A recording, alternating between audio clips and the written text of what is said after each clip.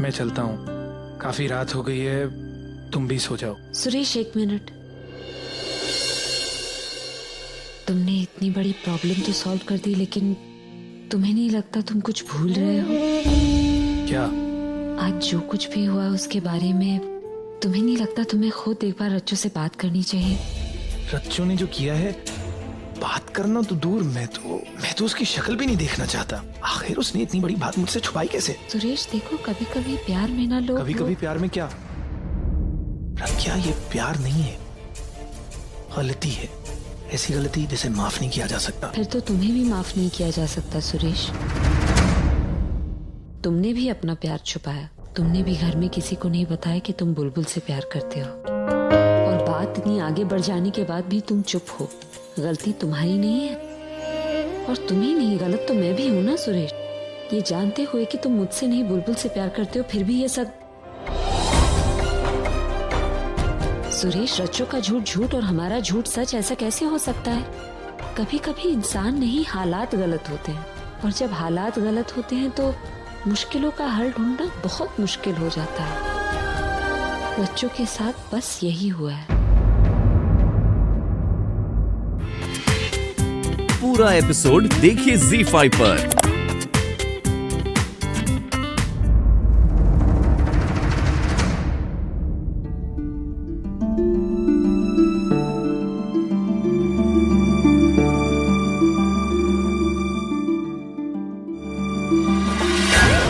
क्या कर रहे हो सुरेश? ध्यान रखना चाहिए ना। दिखाओ कहाँ चोट लगी है, दिखाओ। मैं ठीक हूँ, प्लीज दिखाओ, दिखाओ इधर।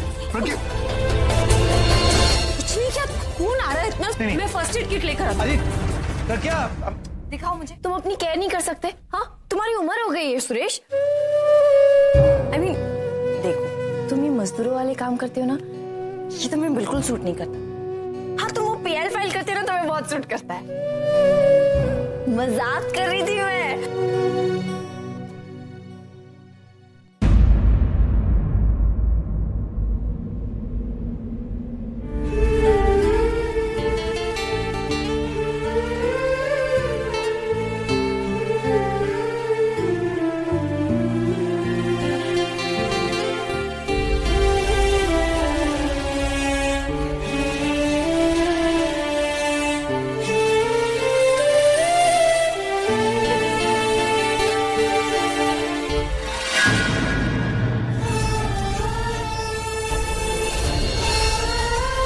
चुपचाप खड़े नहीं रह सकते, जाओ खुद ही बांध लो।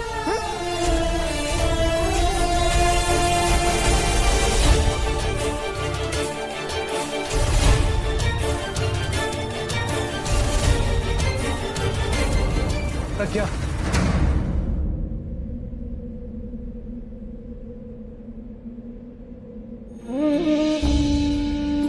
सुरेश, मेरा दर्द खत्म करने के लिए तुम्हें अपना दर्द छुपाने की कोई जरूरत नहीं है। क्या प्लीज मेरी बात सुनो। जो भी तुमने मुझसे कल कहा, उसके बारे में मैंने पूरी रात सोचा, और तुम सही कह रही हो, क्योंकि कहीं ना कहीं हम दोनों भी एक झूठ को ही जी रहे हैं, जिसका असर सिर्फ हमारे ऊपर नहीं, हमारे परिवार पर भी पड़ रहा है। इसलिए मैंने फैसला कर लिया है कि हम अब ये झूठ और नहीं जिएंगे। मैं सबको जाके तुम्हारे और मेरे रिश्ते की सच्चाई के बारे में बताऊंगा। सच सबको तुम नहीं, मैं बताऊंगी कि गलती मेरी है। मुझे गलतफहमी हुई, तुम्हारी बातों का गलत मतलब मैंने समझा। प्रज्ञा, गलती तुम्हारी नहीं है, मैंने तुम्हें सोचने पर मजबूर किया कि मैं। खैर, गलती मुझसे हुई है। नहीं सुरेश, गलती मेरी है। तुम्हें इतने अच्छे से जानती हूँ, फिर भी तुम्हारे दिल की बात नहीं समझ पाई। मैं कैसे समझ बैठी कि तुम मुझसे। मुझे लग रहा था कि कुछ तो गलत हो रहा है, लेकिन फिर भी मैं, इसलिए मैं ही सबको बताऊंगी। प्रज्ञा,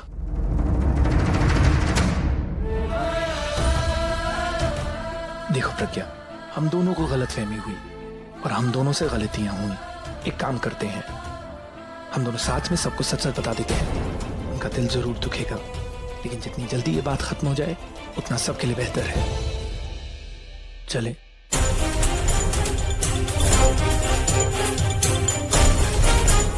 दरअसल वो हम दोनों शादी, वो तुम दोनों लवर्स बोलोगे या एक दूसरे की आंखों में ही झांकते रहेंगे? देखिए, बात ये है कि बहन जी, बाहर ना आकाश के माँ बाप आए हैं, वो ना अपनी रचना का रिश्ता मांग रहे हैं।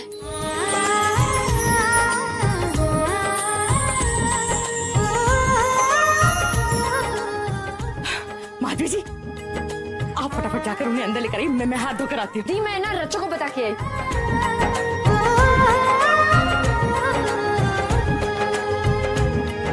आज की दादी ने वादा तो किया था, पर इतनी जल्दी।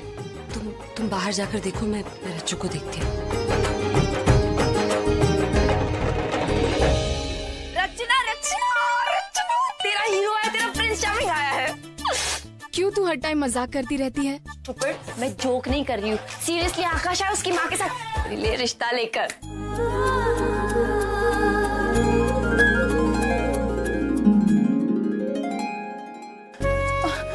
नमस्ते। नमस्ते। नमस्ते जी, नमस्ते नमस्ते। घर ढूंढने में कोई परेशानी तो नहीं हुई? नहीं जी, बिल्कुल भी नहीं हुई। हम भी ऐसे मोहल्ले में ही रहते। आइए ना। हाँ जी आइए। आओ बेटा, आजा। हाँ जी हाँ। कौन है ये लोग? इतनी बड़ी गाड़ी में आए हैं? हाँ, कुछ तो गड़बड़ है जी। आज बेटा सुरेश, आइए जी आइए, आपका अपना ही घर है। आइए आइए। मम्मी जी है। आइए भाई साहब, बैठिए बेटा, आजा बैठ जा। अरे रचना पुत्र, कैसी है तू? हाय, कितनी भोली सूरत है इसकी। इसी भोली सूरत से तो कोई भी धोखा खा जाए। तभी तो इस भोली सूरत को देख के तो मेरा बेटा फिसल गया और इसका हो गया। और जो तुम्हारा है वो तो तुझे मिलना ही चाहिए ना। इसीलिए मैं अपने बेटे आकाश का रिश्ता लेके आई हूँ आपकी बेटी के लिए।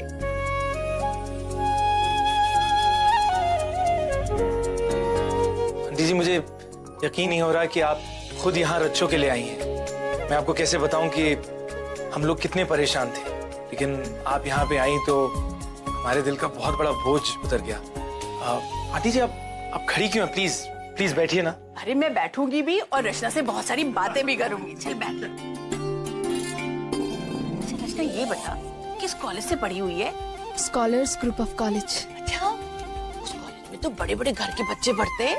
जी आंटी। जानती हूँ मैं, ये बहुत अच्छा कॉलेज है और वहाँ तो लड़के लड़कियाँ भी साथ में पढ़ते। तुम्हारे भी बड़े सारे फ्रेंड्स होंगे, है ना? जी आंटी। आकाश से कब मिली तुम कॉलेज में? सेकेंड ईयर में।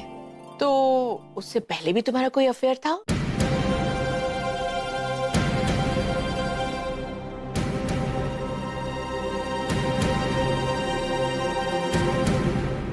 इसमें कौन सी बड़ी बात है? मॉडर्न जमाना है, लड़के लड़कियां साथ में पढ़ते हैं तो प्यार व्यार तो हो ही जाता है। तुम्हें भी तो आकाश के पहले कोई पसंद आया होगा। घबराओ नहीं बेटा, साफ साफ बता दो। हम लोग बहुत ही ओपन माइंडेड लोग हैं। तो बस ये पूछना चाह रही थी कि आकाश तुम्हारा पहला प्यार है या उसके पहले भी तुम्हारा कोई बॉयफ्रेंड रह चुका है?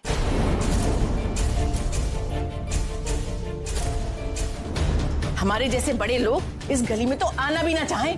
वो आपका ही बेटा आया था ये कहने के लिए कि हमारी मदद कर दो, मेरी बहन प्रेग्नेंट है। देखो जरा कितनी भोली दिखती थी, वो कैसा गुल खिलाई। अरे बड़ा PIL करता फिरता था, अब समझ में आएगा किसके पास जाकर रिपोर्ट लिखाएगा। हमारे घर में भी बेटियां हैं, हमें पता है उन्हें कैसे संभाला जाता है। हर वक्त उन पर नजर रखनी पड़ती है कि कहीं उनके कदम गलत दिशा में ना चले जाए। पर आपने तो ना उन्हें संभाला ना उन पर नजर रखी, तभी तो वो प्रेग्नेंट हो गई। हमने सोचा अगर हमारे बेटे की गलती है तो हम उसे अपना लेंगे। अरे वो तो जिम्मेदारी भी संभाल लेता, पर ये तो पता चले कि ये बच्चा उसका है भी कि नहीं। निशानी किसी और की और निशाना मेरे बेटे को बना रहे हैं। आंटी जी प्लीज आप धीरे बात, आप अंदर चलकर बात कीजिए ना। जिस घर में मेरी इज्जत ना हो उस घर की तो मैं दहलीज भी ना पार करूं। मुझे जो बोलना था ना मैं बोल चुकी हूँ, अब बाकी की बात DNA टेस्ट होने के बाद ही होगी। जिस गली में हमारी गाड़ी आने की जगह ना हो उस गली की लड़की हमारे घर में जगह बनाने की कोशिश कर रही है, और वो भी झूठ बोल के। चलिए जी, चल तू भाई। मेरी बात सुनिए तो।